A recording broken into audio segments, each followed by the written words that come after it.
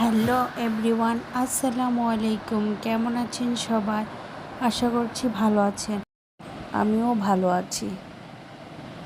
আজকে সকাল সকাল একটি ব্লগ স্টার্ট করলাম। আশা করি আপনাদের কাছে আমার ব্লগটি ভালো লাগবে। যদি ভালো লেগে থাকে প্লিজ প্লিজ প্লিজ আমার চ্যানেলটা সাবস্ক্রাইব করবেন, পাশে থাকা বেল আইকনটি ক্লিক করবেন, আমার ভিডিওটির সাথে থাকবেন।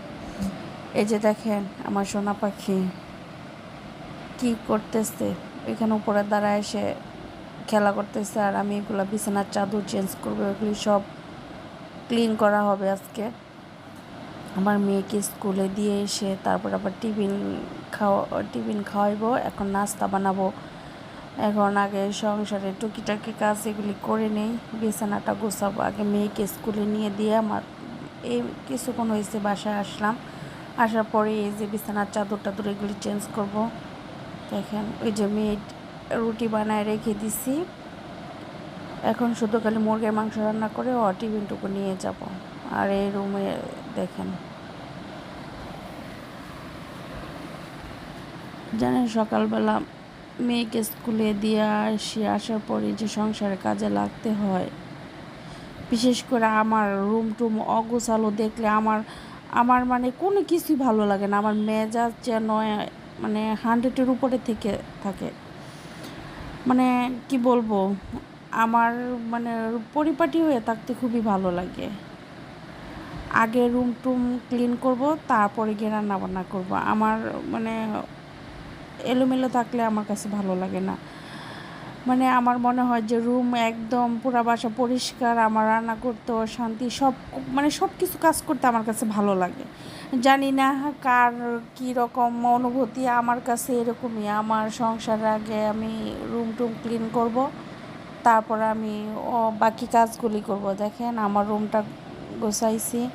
এটা আমার একটা স্বপ্নের ঘর, ছোট্ট একটা পাখি নিরের মতো বাসা। এই যা আছে সিম্পল, তাই আমি গুছগাছ করে রাখি। আমার কাছে এটাই আমার শান্তির একটা নীড়। আমার খুবই ভালো লাগে রুম গোছানো থাকলে, মনের কাছে শান্তি লাগে, কাজ করতে ভালো লাগে। যে রান্নাঘরটা দেখেন একদম ক্লিন করে ফেলছি, একদম পরিষ্কার করা শেষ। আমার রুমটা ছেলের ফিটার বসাই, ছেলের ফিটার সিদ্ধ করে তারপর ওকে খাওয়াবো, ওই কারণে সিদ্ধ বসাইলাম। আর এদিকে দেখেন আমার ছেলে খেলা করতে করতে এখন ঘুমিয়ে পড়ছে। তাকে ঘুম পাড়ায় রেখে আমি কাজ করি।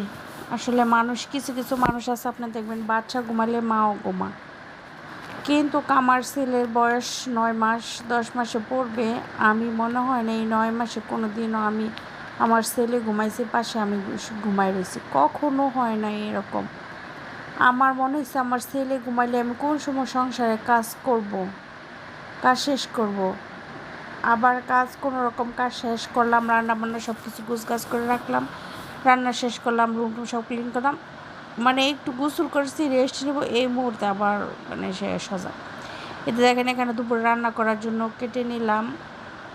আর এগুলি মানে আমাদের নরসিংদী অঞ্চলের বিখ্যাত খাবার, মানে শুটকি দিয়ে রান্না করে, এটাকে বলে এক ধরনের লাবড়া বলে, কোন অঞ্চলে কি বলে বলতে পারে না, মানে শুটকির তরকারি। এডি মানে শুটকি দিয়ে রান্না করে, রসুন মানে রসুন থেতলি, মানে ছোটো আমার একটু ছোটো মানে ইয়াতে দেখছেন না, আমি রসুন মানে থেতলিয়ে নিছি, ওইটা দিয়ে রান্না করি। মানে আমাদের নরসিংদী অঞ্চলে এটা খুব ফেমাস। মানে শুটকি, মানে এই সিজন মানেই শুটকির তরকারি। আমি তো মনে করেন আমার অনেক কিছুতে প্রবলেম আছে, তাই আমি অনেক কিছু দিই না। ওটার মাঝে বিভিন্ন ধরনের সবজি দিবে, কালো বেগুন, মিষ্টি কুমড়া, মানে বিভিন্ন ধরনের আইটেম দিয়ে শুটকি দিয়ে রান্না করে, মানে খুবই মজা। আগে আমার আম্মা রান্না করতো, খুবই ভালো লাগতো আমার কাছে। এই যে দেখেন আম ভর্তা বানাইতেছি সিজনে। আমার মেয়ে বউ কতদিন যাবৎ বলতেছে আম ভর্তা খাবো, আম ভর্তা খাবো, বানিয়ে দিছি।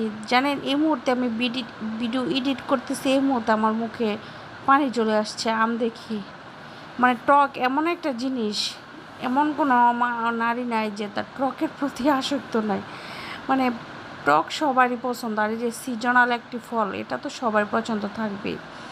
এইদিকে আমি তরকারি ভালোভাবে কষিয়ে নিচ্ছি, কষানোর পর আমি তরকারিতে জোলার মাছবো। ওই যে দেখেন আমি রান্না ওইটুকু করতে পারি না, খুবই দৌড়াদৌড়ি মাঝে থাকি। এই জন্য আমি পোড়াটুকু দেখাইতে পারি না। এই যে দেখেন আমার লাস্ট ফাইনাল লুক, দেখেন আমার তরকারিটা কত সুন্দর হয়েছে, তাই না? হ্যাঁ, অনেক সুন্দর হয়েছে, খেতেও কিন্তু অনেক মজা হয়েছে। এই যে দেখেন আমি শুটকি তরকারি রান্না করতেছি, ওইটাতে